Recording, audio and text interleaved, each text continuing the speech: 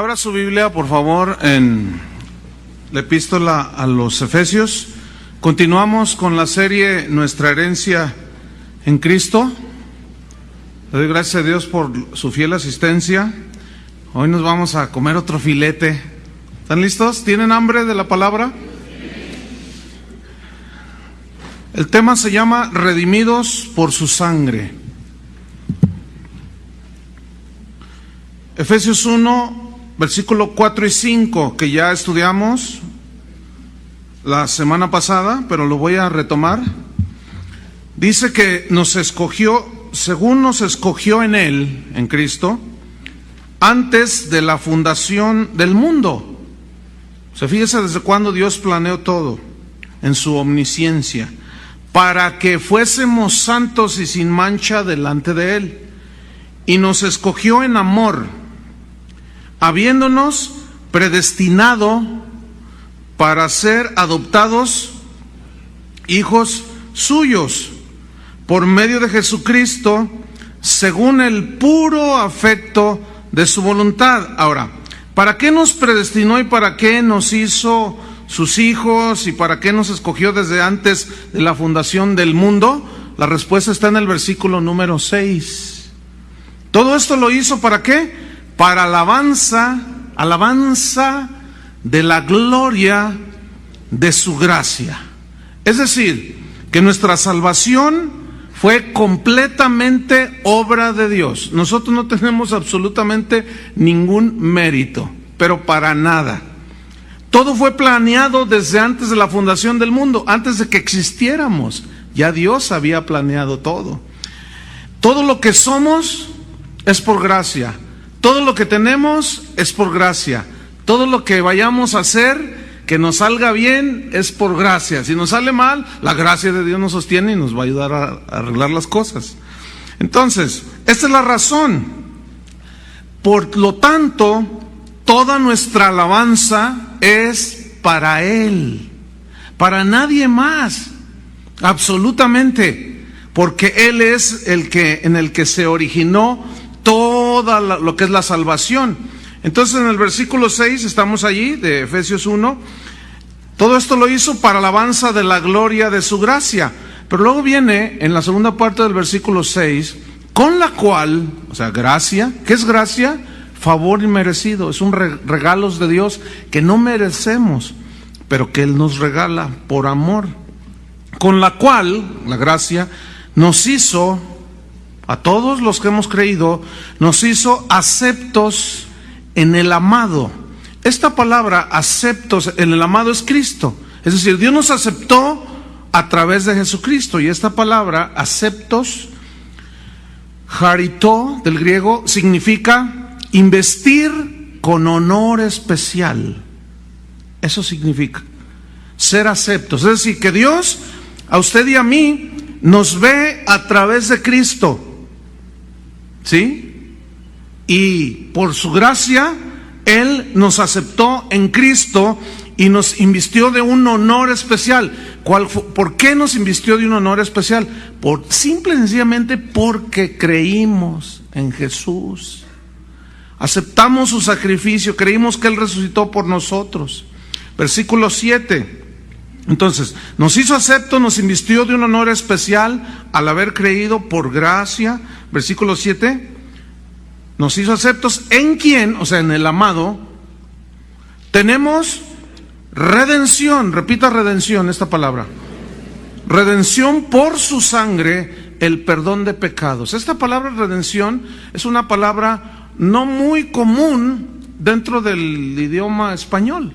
Solamente es un término que en la Biblia, redención viene del griego apolutrosis, que significa liberación. Entonces fíjense, nos aceptó, nos invistió de un honor especial, nos otorgó gracia y nos dio redención, nos dio liberación. Pero esta liberación redención, apolutrosis, se refiere al pago por medio de un rescate. Y esta palabra se usaba en los tiempos bíblicos cuando en el mercado de esclavos se ponían a la venta los esclavos. Se calcula que en el tiempo de Jesús, los romanos, en todo el imperio, había un número aproximado a los 6 millones de esclavos. Entonces era una de las maneras de comerciar y de ganar dinero de los romanos. Entonces, cuando ellos iban al mercado de esclavos y usted quería comprar un esclavo, usted tenía que pagar un precio. Les tendían una carta de propiedad y usted podía hacer lo que quería con ese esclavo. Pero si usted quería comprar un esclavo y posteriormente darle la liberación, usted de todas maneras tenía que pagar un precio. Esto era en dinero, y después usted les tendía un certificado de libertad. Entonces, cuando dice aquí que Él en quien tenemos redención, es decir, que Él pagó nuestro rescate, nos dio, por decirlo así, un certificado de libertad. Y la pregunta aquí es, ¿con qué pagó? ¿Con dinero? No, con su sangre. Según Primera de Pedro, capítulo 1, deje una señal ahí en Efesios, Primera de Pedro, capítulo 1, en el versículo 18, dice, sabiendo que fuisteis rescatados, ahí está, rescatados, ¿sí? Libertados de vuestra vana manera de vivir. Estábamos esclavizados al pecado, la cual recibisteis de vuestros padres, pero no con cosas corruptibles como oro o plata, sino, ¿cuál fue el precio?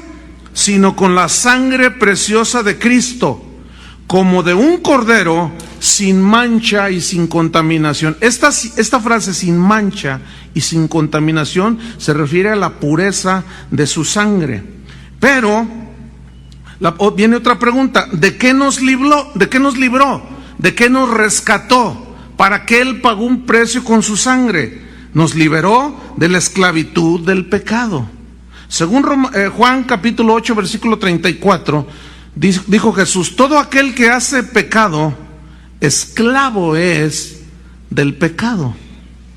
Y ahí estábamos nosotros en la vitrina de la venta de esclavos. Y dice Juan 8:36, así que si el Hijo, Jesús, os libertare, seréis verdaderamente libres. ¿Libres de qué? De la esclavitud del pecado. Es pues la redención, el pago del rescate, es el acto por el cual Dios mismo pagó el precio del pecado con su muerte, para obtener entonces nuestro rescate.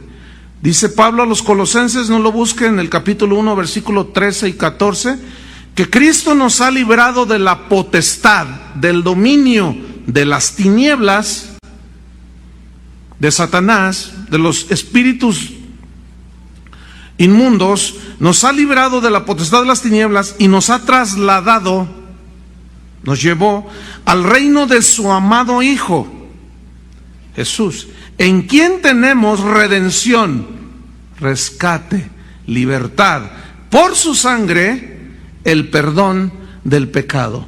Pero aquí salta una frase muy importante para nosotros los creyentes: por su sangre. ¿Por qué por su sangre? Porque la sangre de Cristo es la que nos libertó.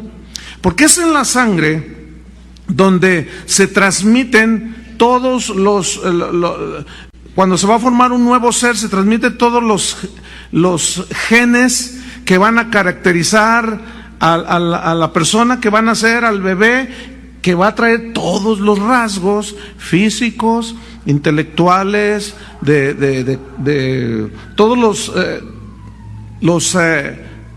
los rasgos característicos, en este caso, de los papás. Por eso de ahí decimos nosotros: ay, mira cómo habla como su papá, se mueve como su papá, hace los mismos gestos que su papá. Y es en la sangre, está comprobado científicamente, que es donde vienen todos estos genes.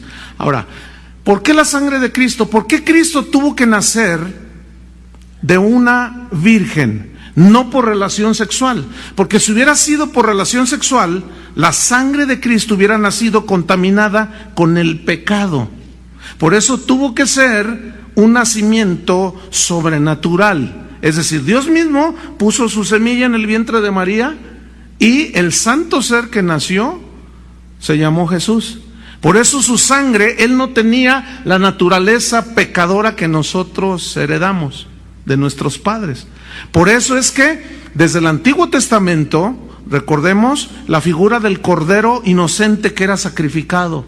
Tenía que ser inocente, sin mancha, sin culpa. Y esto tipificaba y hablaba de Cristo. Ahí la importancia de que el pago haya sido con la misma sangre de Cristo. Pero para fin de que la sangre fuera derramada, tenía que haber sido muerto. Porque la paga del pecado es muerte.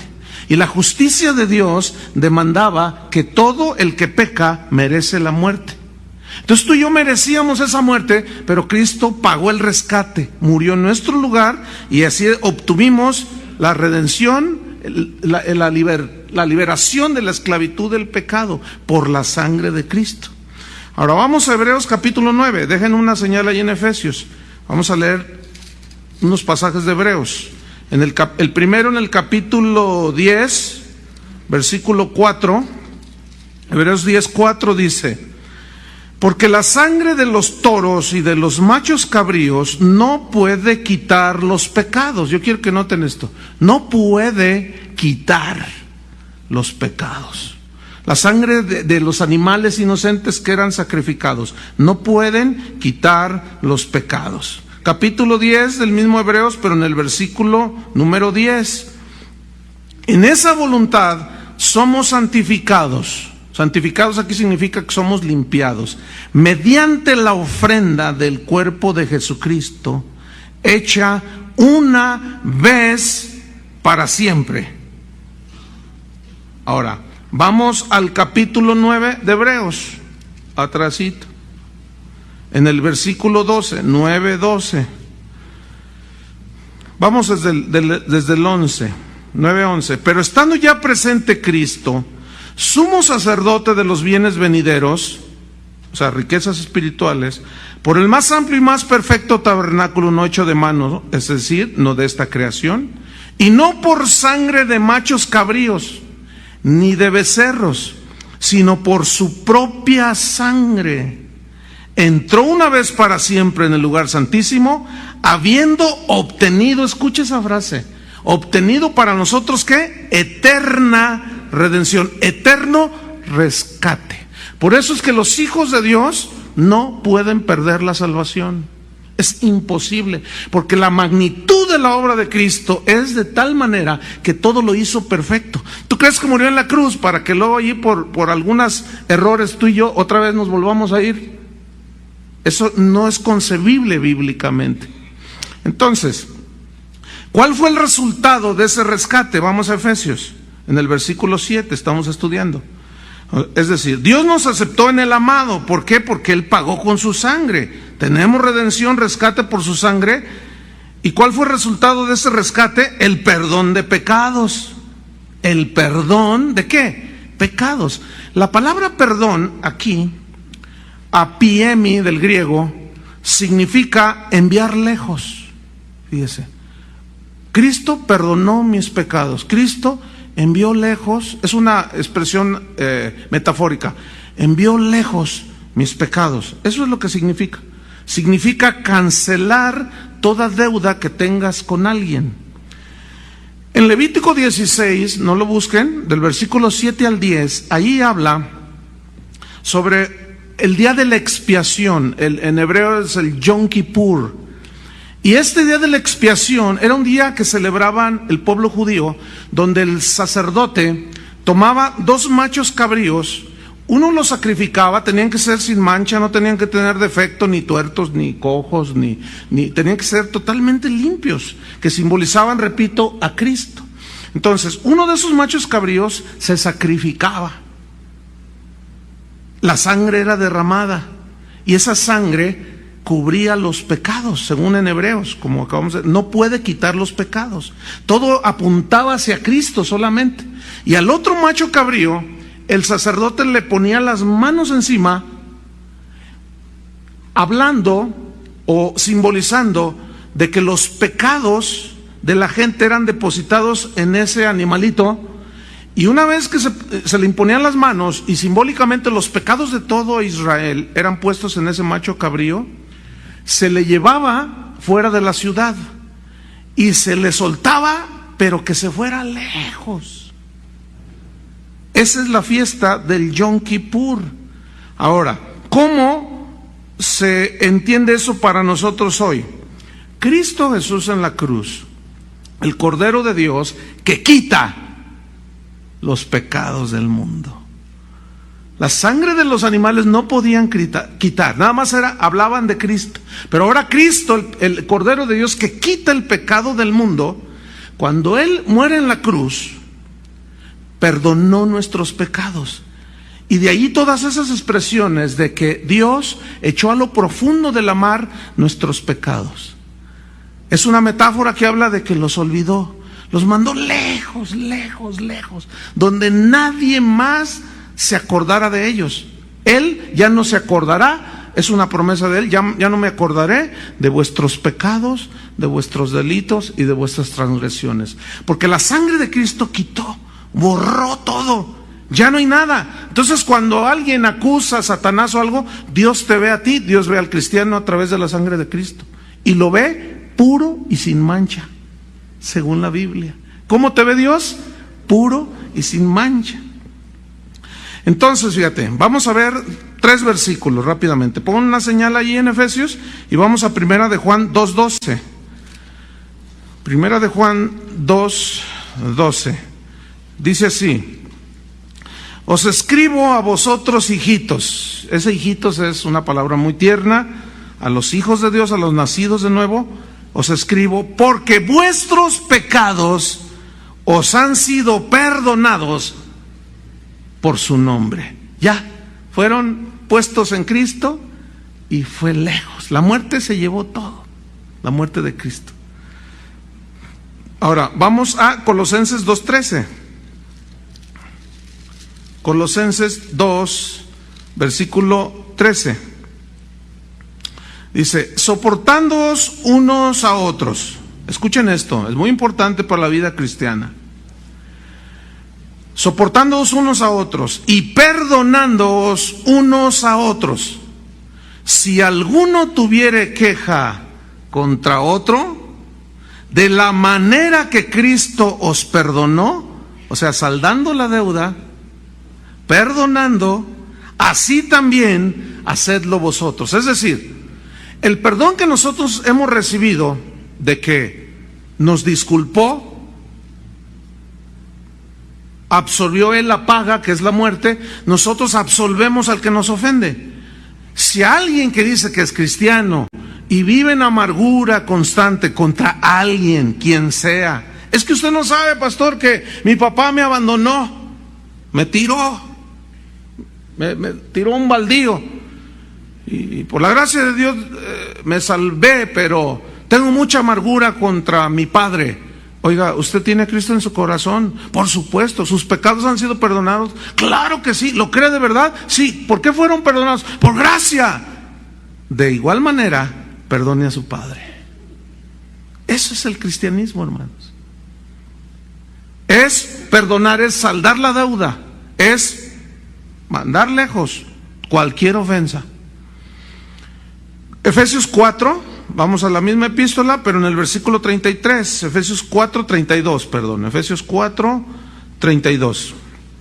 Aquí otra vez todavía nos dice un poco más, dice: antes, sed benignos unos con otros, hablando entre nosotros, misericordiosos, perdonándoos unos a otros, como Dios también os perdonó a vosotros en Cristo. Así. Por eso no podemos nosotros los cristianos vivir con amargura. Ahora, aquí viene una pregunta: ¿un cristiano puede tener amargura contra otro? Sí. ¿Cómo se llama eso? Pecado. ¿Un cristiano puede sentir envidia en contra de alguna persona? Sí. ¿Cómo se llama eso? Pecado. ¿Un cristiano puede ofender a cualquier persona? Sí. ¿Cómo se llama eso? Pecado. Ahora, Los cristianos, delante de Dios, Él nos ve, repito, a través de la sangre de Cristo. Y nos ve sin mancha, santos. Eso es lo que dice la Biblia. Pero nuestra realidad actual, en tanto que Él venga, un cristiano cuando peca, necesita confesar su pecado para estar limpio y volver a la comunión con Dios, porque nosotros los cristianos, cuando pecamos, cuando fallamos, no perdemos la salvación, perdemos la comunión con Dios.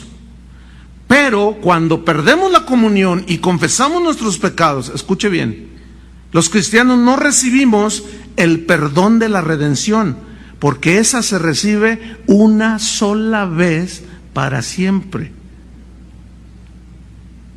No sé si me expliqué. Si no, vuelvo a escuchar esto, porque es simple, sencillo, pero es muy profundo. Es decir, yo peco, cometo un pecado, pierdo mi comunión con Dios. Entonces, ¿qué tengo que hacer? Hijitos, estas cosas les escribo para que no pequéis, 1 de Juan. Mas si alguno hubiere pecado, tenemos un abogado para con el Padre, Jesucristo. Si confesamos nuestros pecados, Él es fiel y justo para perdonarnos y limpiarnos de toda maldad. ¿Qué recibimos? El perdón de la redención que recibimos cuando nacimos de nuevo, o simplemente su sangre nos limpia. Su sangre nos limpia, es diferente. En Juan, en el Evangelio de San Juan, capítulo 13, versículo 10, Jesús está lavando los pies a los discípulos. Pedro no quiere que Jesús le lave, y Jesús le dice en el versículo 13, capítulo 13, versículo 10, el que está lavado, dice, ya vosotros estáis limpios por la palabra que yo les he hablado, les dijo. Pero en el versículo 10 dice, el que está lavado no necesita sino lavarse los pies, pues está todo limpio.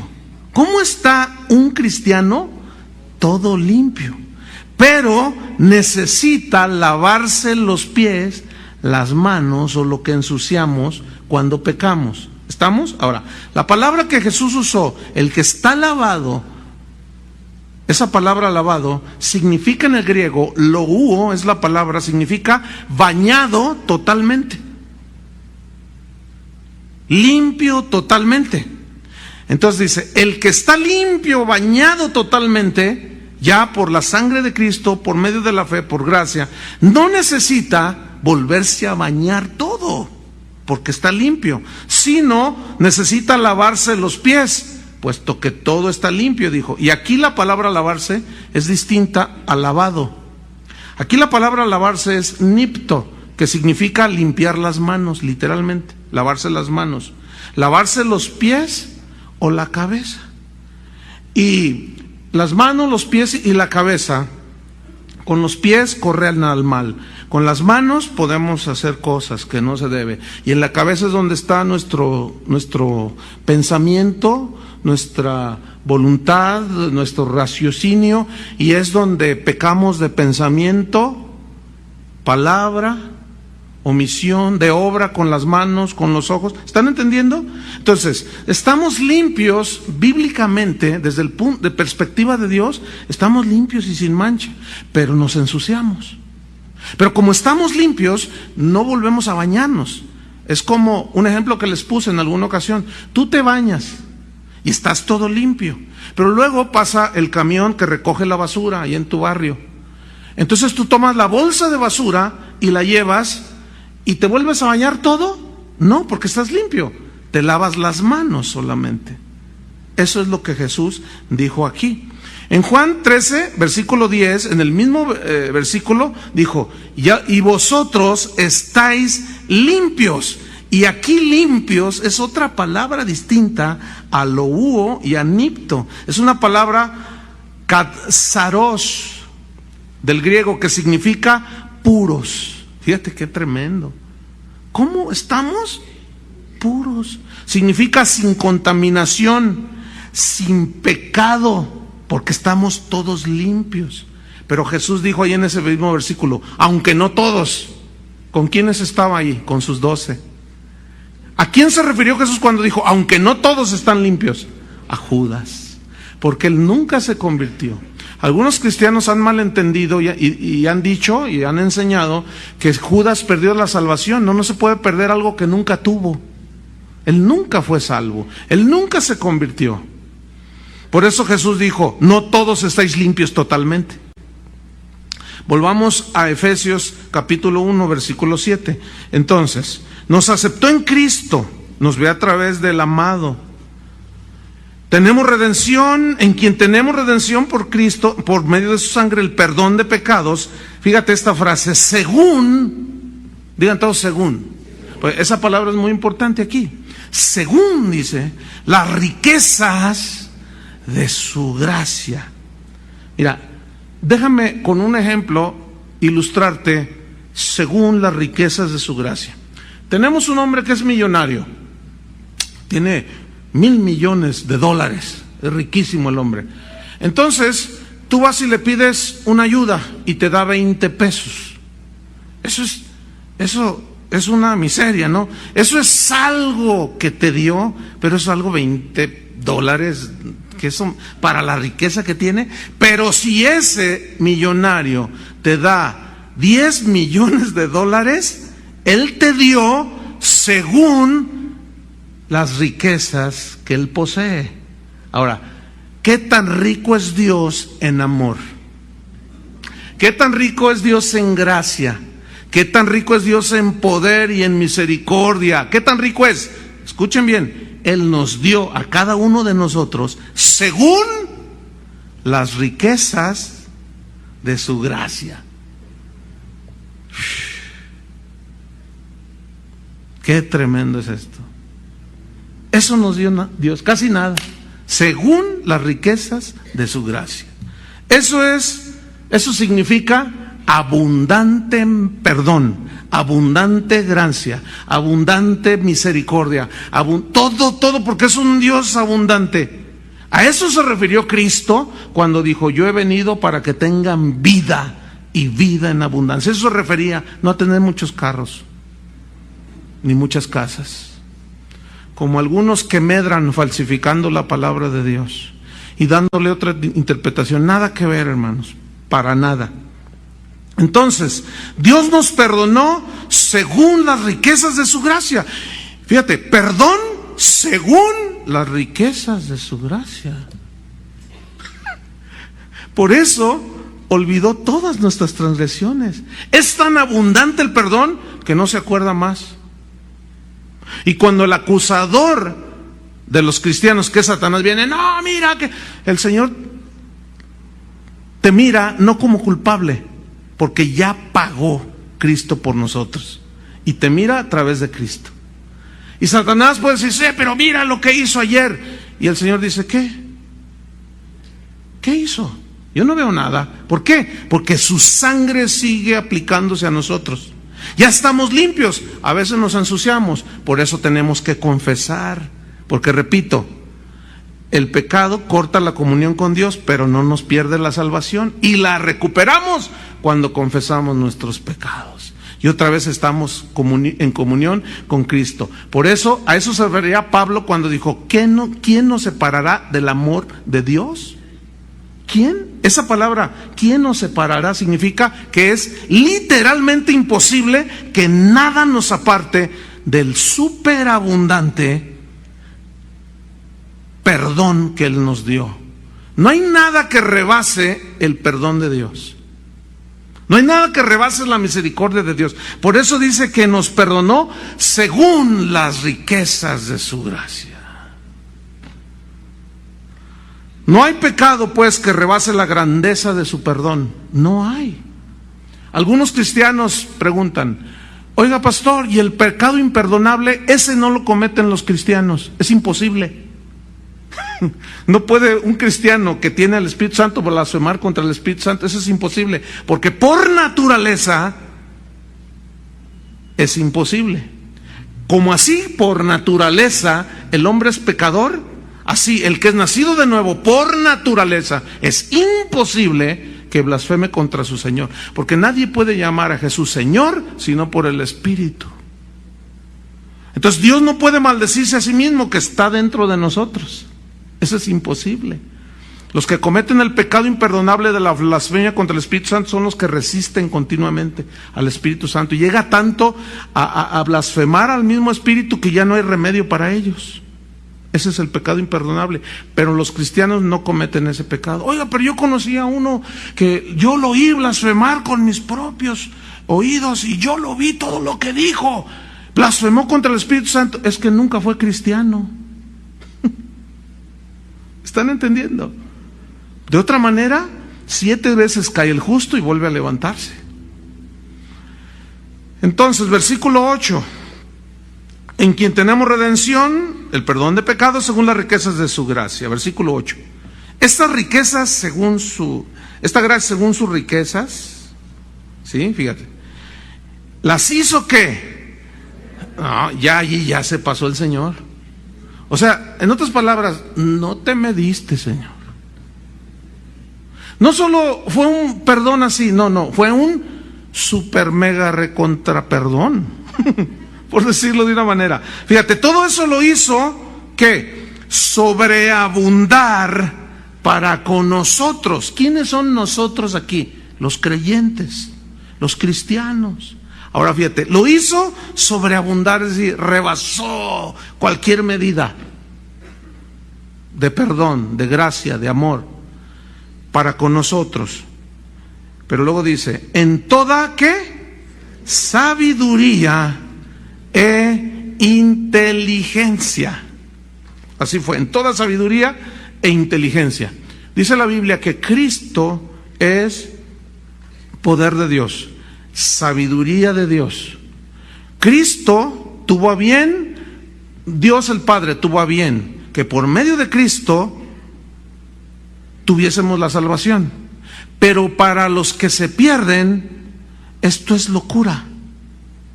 No lo pueden entender, porque tienen un velo que cubre su corazón, que no les permite ver las abundantes riquezas de su gracia.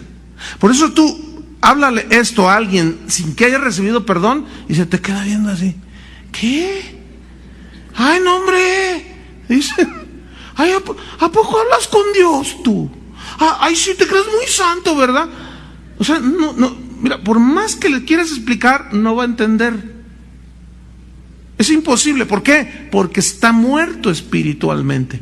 Si ustedes ven el capítulo 2 de Efesios, adelantándonos un poquito, dice que Él nos dio vida, y esta palabra vida viene del griego zoe, que significa la misma vida que Dios tiene. ¿Cómo es la vida de Dios? Indestructible, incontaminada, que no se marchita, que es una vida, la misma clase de vida de Dios.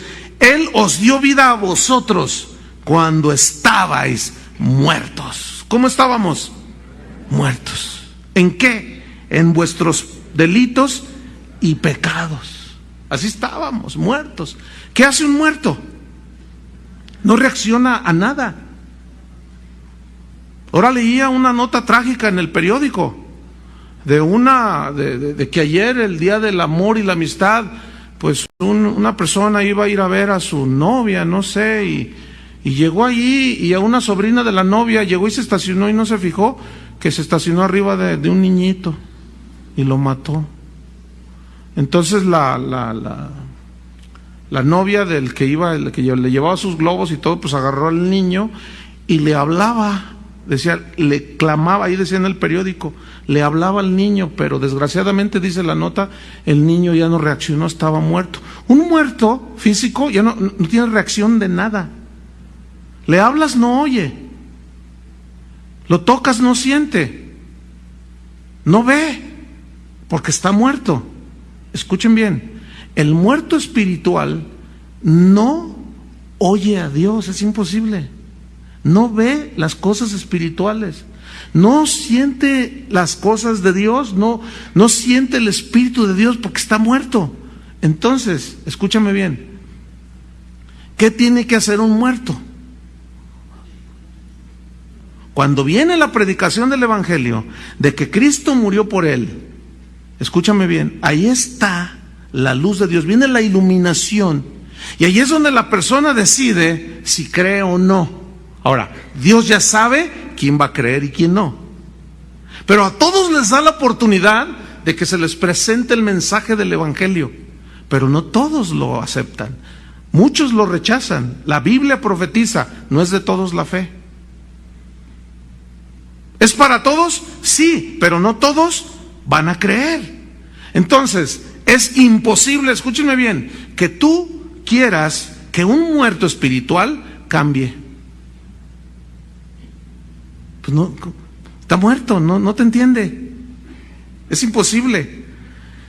Pero fíjate, ahora que tenemos vida nosotros, entendemos las verdades espirituales, ¿sí o no? Ahora, ¿porque somos muy inteligentes? No. Por gracia. Porque nos dio vida. Fue un regalo que Él nos dio. Las verdades espirituales, como de esto que estamos hablando, de la redención. ¿Las entienden o no? ¿Por qué las entendemos? Todo lo que concierne a la salvación, lo entendemos y decimos, y a veces estamos oyendo o leyendo y se nos salen las lágrimas. ¿Les ha pasado? Y se nos hace un nudo aquí en la garganta. Yo a veces estoy pues estudiando la palabra de Dios y es tan fuerte la revelación del Espíritu Santo en el conocimiento de Dios, que literalmente, escuche, literalmente, a veces son horas que me quedo así como, ese sí me apantalló. Dios sí me apantalló. ¿A cuántos los apantalló? O sea, me quedo maravillado. A veces digo, a veces ya nomás le hago así. Y digo, o sea, hasta palabras faltan. ¿Qué le puedes decir a Dios? Pero el Señor conoce el corazón. Él conoce la intención de la gratitud. Por eso es que la comunión con Dios no es soltar un montón de palabras sin ton ni son. Eso se llama diarrea verbal. Porque lo que Dios ve es la intención del corazón, como el publicano de la parábola, ¿se acuerdan? ¿Se acuerdan? Porque hay uno que sin ton ni son. Y Jesús dijo, no, ustedes van a repeticiones como los que no conocen a Dios. Porque ahora nuestra relación con Él es muy cálida. Es de Abba Padre, tenemos un Padre. Y no somos huérfanos. Más adelante nos dice, ya no somos extranjeros ni advenedizos, sino somos conciudadanos, somos ciudadanos del cielo y miembros de la familia de Dios. Por si alguno dice, ay, yo no tengo familia, me abandonaron, chico familión aquí, mira. Entonces, mira, ahora tú y yo podemos entender las verdades espirituales sobre la redención, todo lo que concierne a la salvación. Nos dio inteligencia espiritual. ¿Se acuerdan que Pablo, en el mismo Efesios, en el versículo, en el 16, en el 16 y 17, Pablo oraba, eso lo vamos a estudiar más profundamente en posteriores enseñanzas. Dice Pablo, no ceso de dar gracias por vosotros, haciendo de memoria de vosotros en mis oraciones. O sea, intercedía por los efesios, para que el Dios de nuestro Señor Jesucristo, el Padre de gloria, escuchen, os dé, ¿qué? Espíritu de sabiduría y de revelación en el conocimiento de Él. Pero luego dice el versículo 18, iluminando los ojos de vuestro entendimiento. ¿Qué tenemos 4 ojos, pastor? Es una frase metafórica, que podemos ahora ver nosotros con los ojos de nuestro entendimiento, para que sepáis, dice el versículo 18, para que sepáis, o sea, que tengamos iluminación, entendimiento, cuál es la esperanza a la que Él nos ha llamado y cuáles son las riquezas de la gloria de su herencia en los santos. Eso lo vamos a estudiar después y vamos a gozarnos en la palabra de Dios. ¿Se están gozando? Fíjense, 1 Corintios, capítulo 2. Primera carta a los Corintios, en el capítulo 2. ¡Wow! Esto sí me apantalló. 1 Corintios 2, versículo 6. Vamos desde el 4. 1 Corintios 2, 4. ¿Listos? Y ni mi palabra ni mi predicación, dice Pablo, fue con palabras persuasivas o manipuladoras de humana sabiduría, sino con demostración del Espíritu. Es decir, el Evangelio es poderoso. Y había demostración del Espíritu porque a la predicación del Evangelio la gente se convertía. Pero también había poder y había sanidades, maravillas, milagros. Pero primero, y estas seguían a la predicación de la palabra. Dice el versículo 5, todo esto, demostración de Espíritu y de poder, para que vuestra fe, en lo que tú crees, en quien tú crees, no esté fundada en la sabiduría de los hombres, sino en el poder de Dios. Sin embargo, dice, hablamos sabiduría entre los que han alcanzado madurez. Los que están asistiendo los domingos, que estamos llevando la serie El propósito de la iglesia. ¿Cuántos no han oído de esta serie los domingos? Levanten su mano. Híjole, pues hay un montón de gente. Bueno, les sugerimos que escuchen esta serie. ¿O por qué no están viniendo el día del Señor? Más bien sería la pregunta, ¿verdad? Donde estamos viendo todo esto y estamos estudiando precisamente que Dios puso, uno de los propósitos de la iglesia es para que maduremos por medio de los ministerios que Dios puso, profetas, apóstoles, profetas, evangelistas, pastores y maestros, porque estos son los que perfeccionan a los santos, maduran, capacitan, enseñan, instruyen, hasta que lleguemos a la unidad de la fe, creciendo en el Señor, hacia la madurez. Entonces fíjate lo que dice aquí Pablo. Sin embargo, hablamos sabiduría entre los que han alcanzado madurez, porque el que no ha madurado, pues a los hebreos Pablo los regañó. O el escritor es que no se sabe con certeza quién escribió la carta a los hebreos. Muchos, casi la mayoría de los teólogos concuerdan que fue San Pablo. Por eso no está firmada la carta, pues.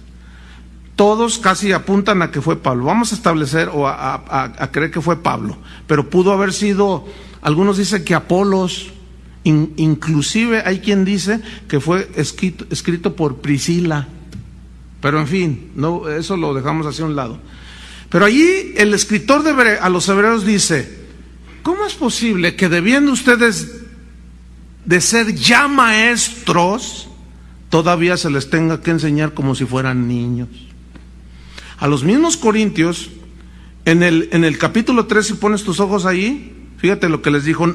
De manera, hermanos, que yo, hermanos, no puedo hablarles como espirituales, sino como a carnales, como a niños en Cristo. Os di a beber leche y no vianda porque no erais capaces, ni sois capaces todavía, porque aún sois carnales. ¿Qué significa?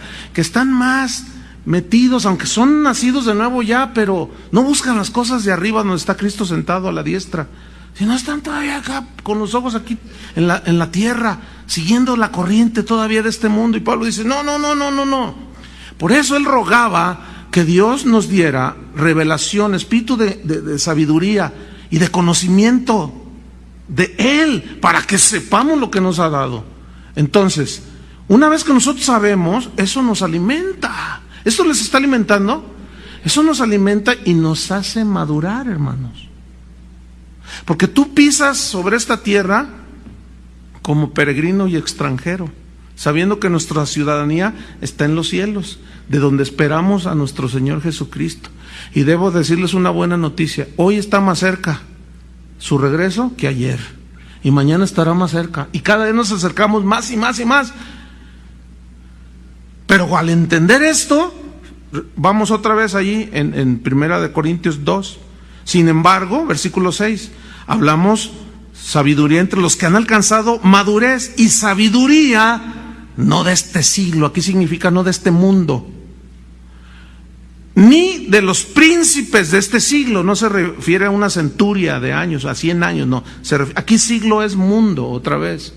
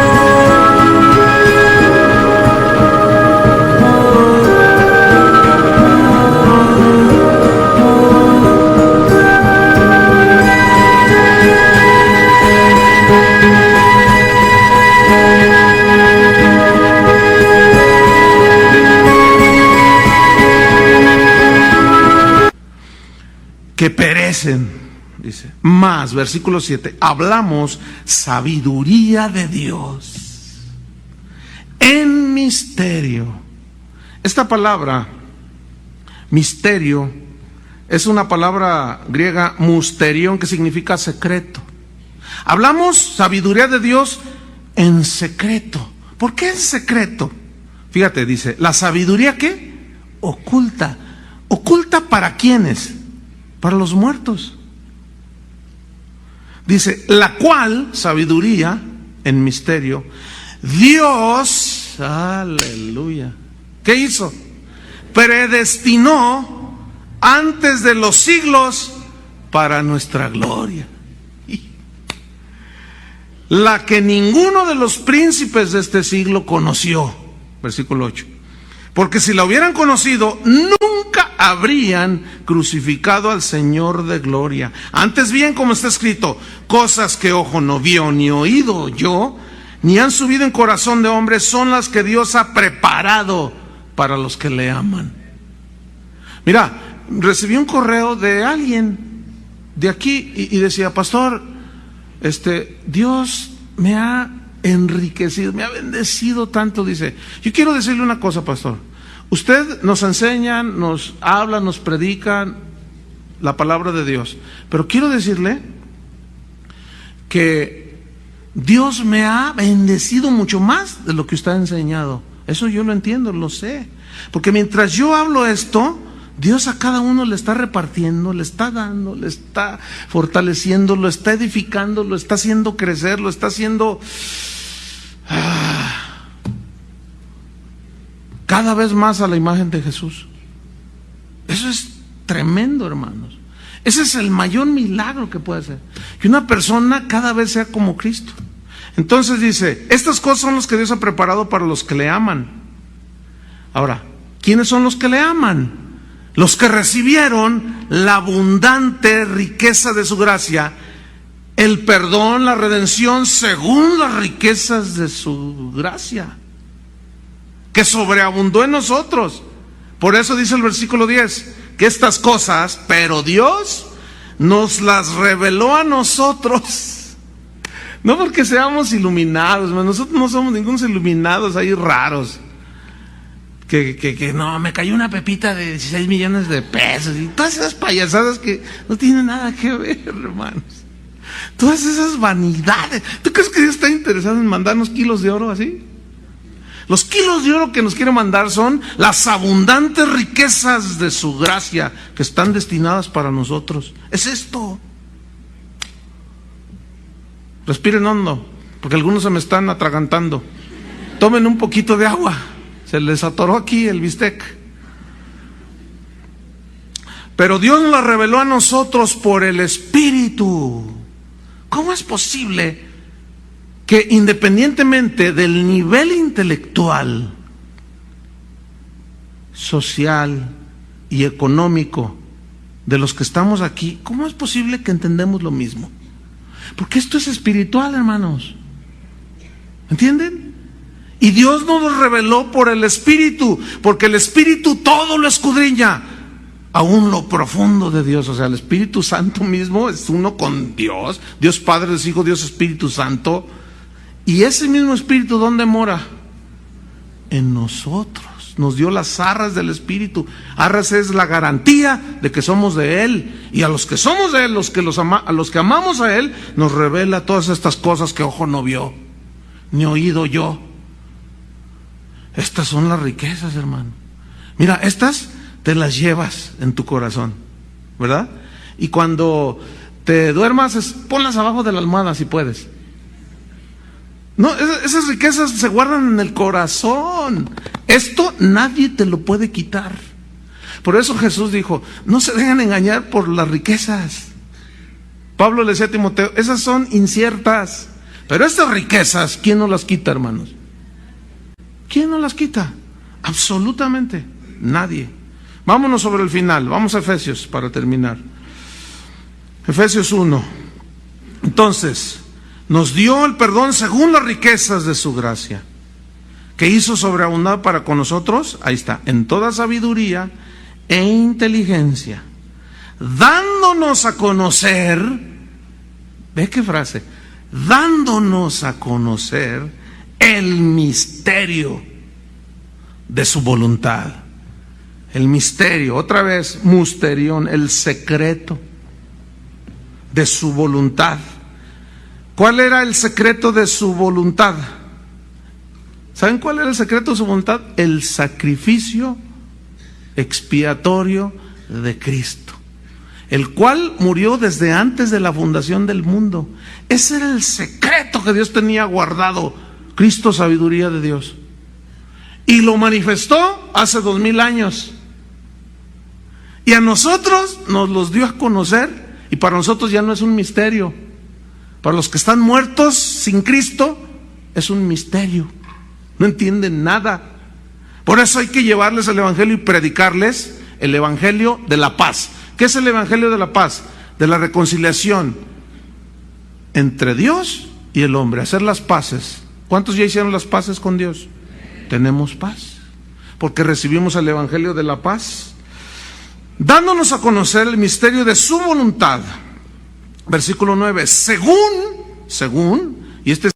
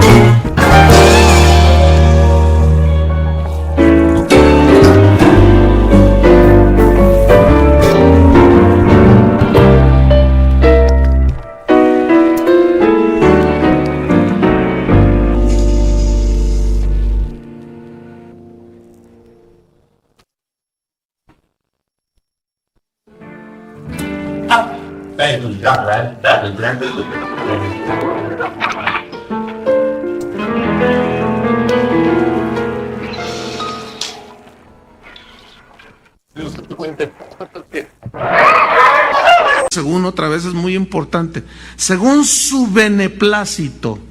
Aquí beneplácito significa según su deseo, según su propósito.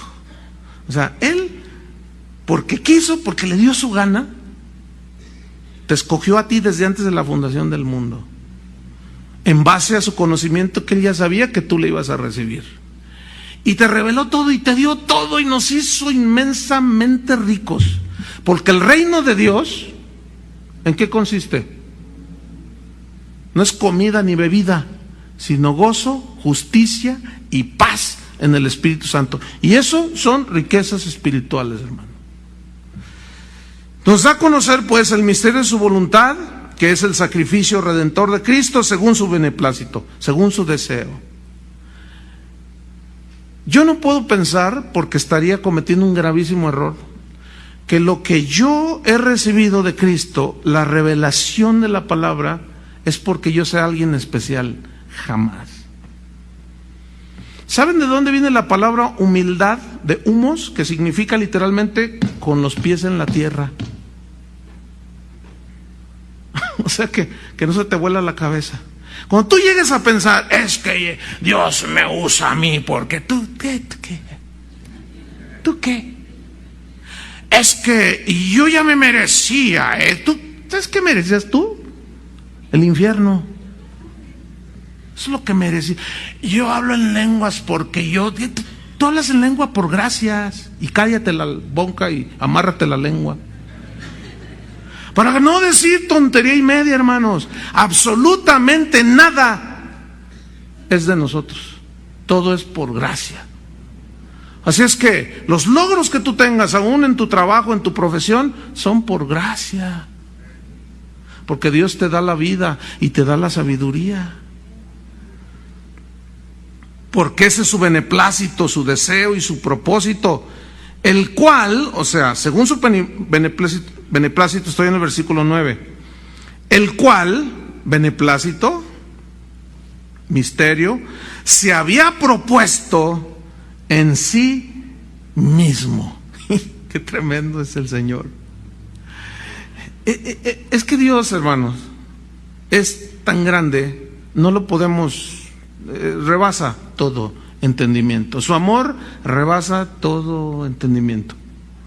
No podemos, es muy difícil decir vamos a estudiar a Dios, no podemos estudiar a Dios, pero sí podemos escudriñar para que Él nos revele su carácter y lo que Él hizo por nosotros. El punto aquí es que sí nos revela, porque lo amamos, ¿no es cierto? Ahora, termino haciendo estas preguntas. ¿Por qué ha hecho Dios tanto por nosotros? Otra pregunta. ¿Por qué nos ha bendecido con toda bendición espiritual en los lugares celestiales? ¿Por qué? ¿Por qué nos escogió en Él desde antes de la fundación del mundo? ¿Para qué? ¿Por qué nos hizo santos y sin mancha? ¿Para qué? ¿Por qué? ¿Por qué nos predestinó para ser sus hijos? ¿Por qué nos redimió con su sangre? ¿Por qué tuvo que morir por nosotros? ¿Y por qué perdonó todos nuestros pecados? La respuesta está en el versículo 10. Este es el propósito, de reunir todas las cosas en Cristo, en la dispensación. Dispensación es un periodo de tiempo del cumplimiento de los tiempos, así las que están en los cielos como las que están en la tierra. Por eso fíjate, si nos vamos al capítulo 2, versículo 5, y aún estando nosotros muertos en pecados, nos dio vida juntamente con Cristo. Por gracia sois salvos. Y juntamente con Él nos resucitó, y asimismo nos hizo sentar en los lugares celestiales con Cristo Jesús, para mostrar en los siglos venideros las abundantes riquezas de su gracia en su bondad para con nosotros en Cristo Jesús.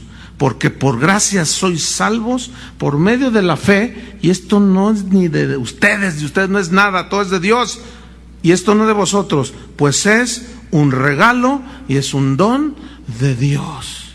Hermanos, cuando entendemos el plan de Dios y todo cómo Él lo hizo y cómo en su soberanía tiene todo en control, ¿qué nos separa del amor de Cristo? ¿Cuál inseguridad?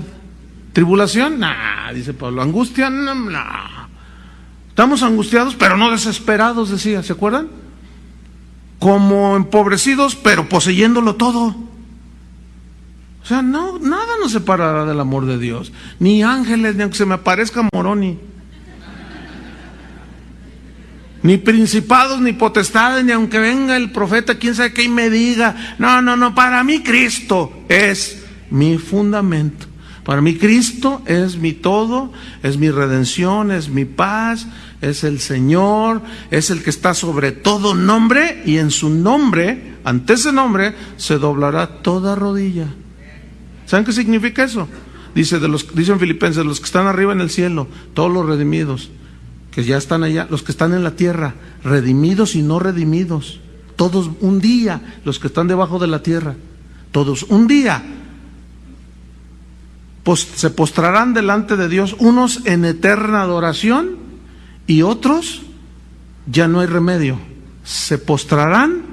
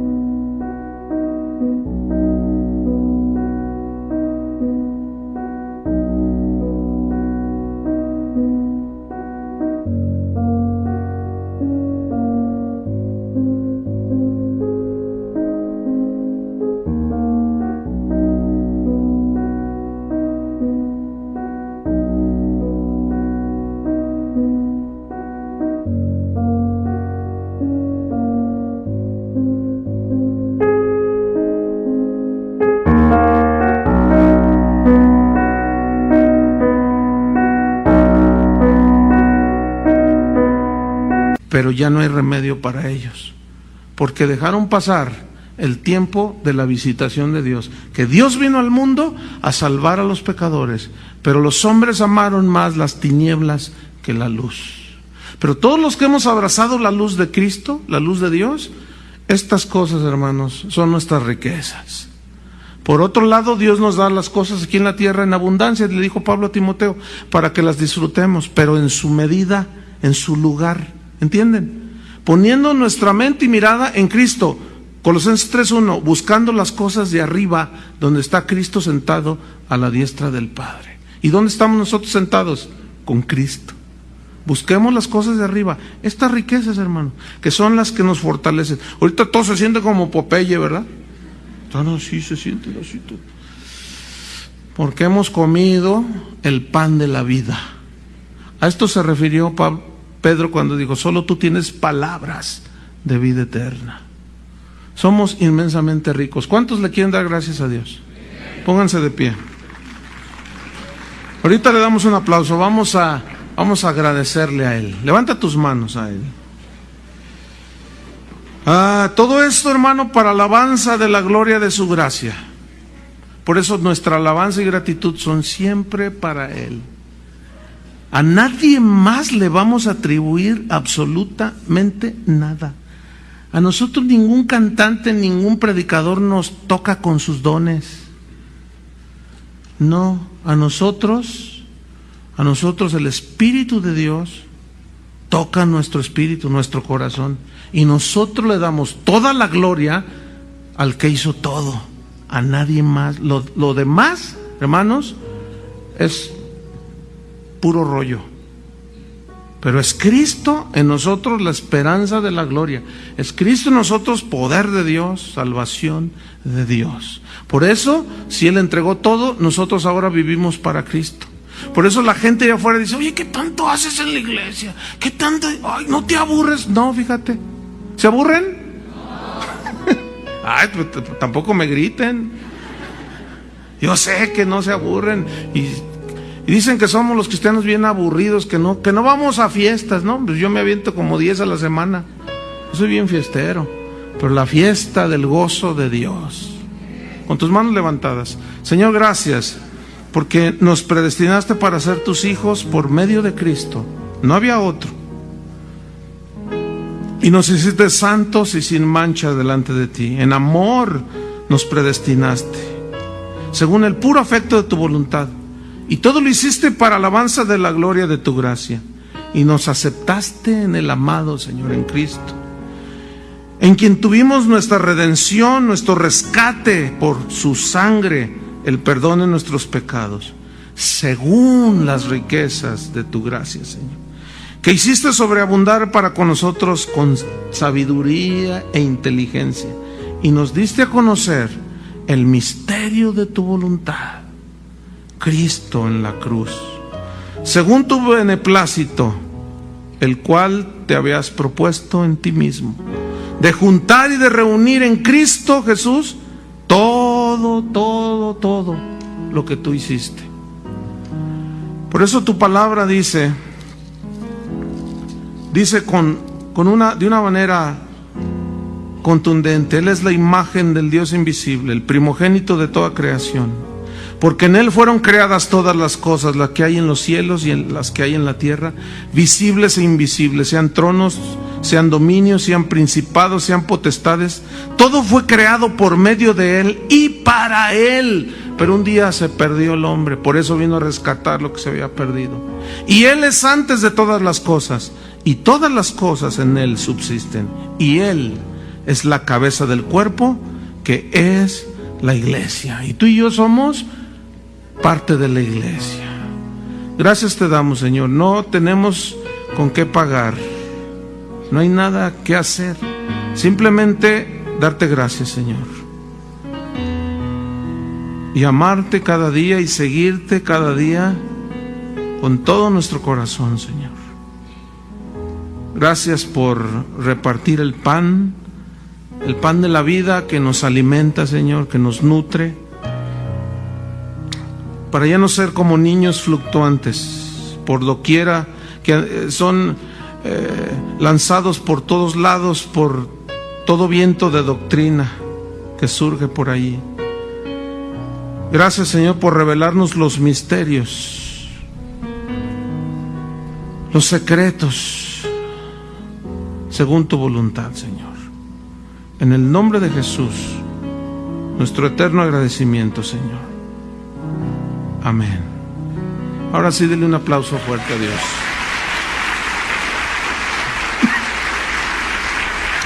Gracias, Señor.